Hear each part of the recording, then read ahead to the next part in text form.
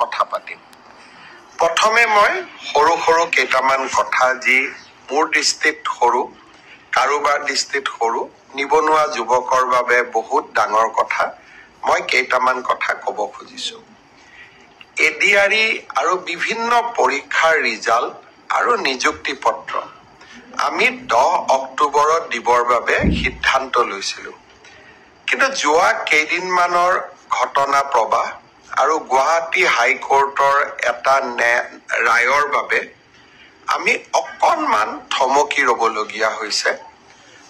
মই আপোনালোকক আজি কোন পৰীক্ষাৰ কোনদিনাখন আমি ৰিজাল্ট এনাউন্স কৰিম সেই বিষয়ে মই আপোনালোকক স্পষ্টকৈ ক'ম, যাতে আপোনালোকৰ মনত কোনো সন্দেহ নাথাকে। পোনপ্ৰথমে মই আপোনালোকক জনাব খুজিছো যে আমাৰ এডিআৰই পৰীক্ষাৰ যি গ্ৰেড 3 আছিলে, অৰ্থাৎ তৃতীয় বৰ্গৰ যি চাকৰি আছিলে, সেই চাকৰিৰ ফলাফল আমি 10 অক্টোবৰ তাৰিখে প্ৰকাশ কৰিম। এডিআৰইৰ চতুৰ্থ শ্ৰেণীৰ যি পৰীক্ষা আছিলে, প্ৰায় 5000 পদ আছিলে, এই পৰীক্ষাৰ ফলাফল আমি 15 অক্টোবৰ তাৰিখে ঘোষণা কৰিম। স্বাস্থ্য বিভাগৰ বিভিন্ন পৰীক্ষাৰ ফলাফল, নন টেকনিকেল, টেকনিকেল, স্বাস্থ্য বিভাগৰ আটাইবোৰ পৰীক্ষাৰ ফলাফল আমি 12 অক্টোবৰ তাৰিখৰ আগতে ঘোষণা কৰিম।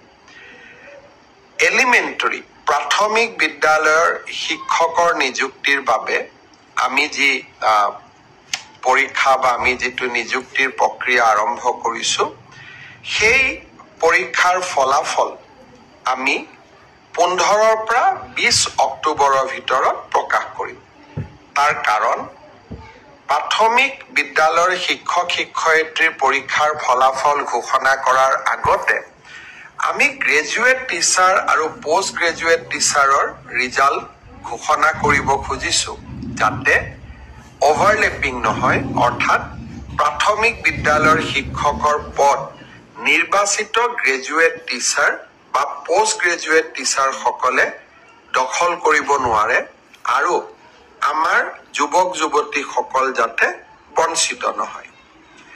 গ্ৰেজুৱেট টিচাৰ আৰু পোষ্ট গ্ৰেজুৱেট টিচাৰৰ পৰীক্ষাৰ ফলাফল আমি 15 অক্টোবৰ তাৰিখে ঘোষণা কৰিম। অৰ্থাৎ এই গোটেই পৰীক্ষাৰ ফলাফলসমূহ আমি 20 অক্টোবৰ তাৰিখৰ আগতে আমি ঘোষণা কৰিবলৈ সক্ষম হ'ম। আপোনালোকে এতিয়া সুধিব যে পুলিচৰ পৰীক্ষাৰ ফলাফল আমি কেতিয়া দিম? সাব ইন্সপেক্টৰৰ ৰিজাল্ট বা ফায়াৰ ব্ৰিগেড আদিৰ ৰিজাল্ট আমি 10 অক্টোবৰ তাৰিখে দিম বা তাতকৈ আগতে দিম। কিন্তু AB আৰু UB কনিষ্টবলৰ ৰিজাল্ট দিয়াৰ ক্ষেত্ৰত গুৱাহাটী উচ্চ ন্যায়ালয়ে এটা আমাক সাময়িকভাৱে বাধা আৰোপ কৰিছে। আমি আশা কৰো সেই বাধা আৰোপ অতিক্ৰম কৰি, অৰ্থাৎ উচ্চ ন্যায়ালয়ক সন্তুষ্ট কৰি আমি এই মাহৰ ভিতৰতে পুলিচৰো AB আৰু UB কনিষ্টবলৰ ৰিজাল্ট ঘোষণা কৰিব পাৰিম। এই গোটেই ৰিজাল্টৰ ফলাফলৰ লিষ্টখন দেখিলে আপোনালোকে ইতিমধ্যে গম পাইছে যে আমি 20 অক্টোবৰলৈকে যাবলগীয়া হৈছে। কিন্তু মই প্ৰতিশ্ৰুতি দিছিলো যে অক্টোবৰ মাহৰ ভিতৰতে 10 অক্টোবৰত আপোনালোকক নিযুক্তি পত্ৰ দিম। 10 অক্টোবৰত মই নোৱাৰিলেও অন্তত 25-26 অক্টোবৰৰ ভিতৰত আপোনালোকৰ হাতত মই নিযুক্তি পত্ৰ তুলি দিম। কাৰণ পৰীক্ষাৰ ফলাফল ঘোষণা কৰাৰ পিছতো আমি বিভাগলৈকে কাক কোন বিভাগত দিম ৰেণ্ডমাইজেশ্যন কৰিব লাগে আৰু তাৰ পিছত বিভাগসমূহেও আপোনালোকৰ পোষ্টিং অৰ্ডাৰ উলিয়াব লাগে।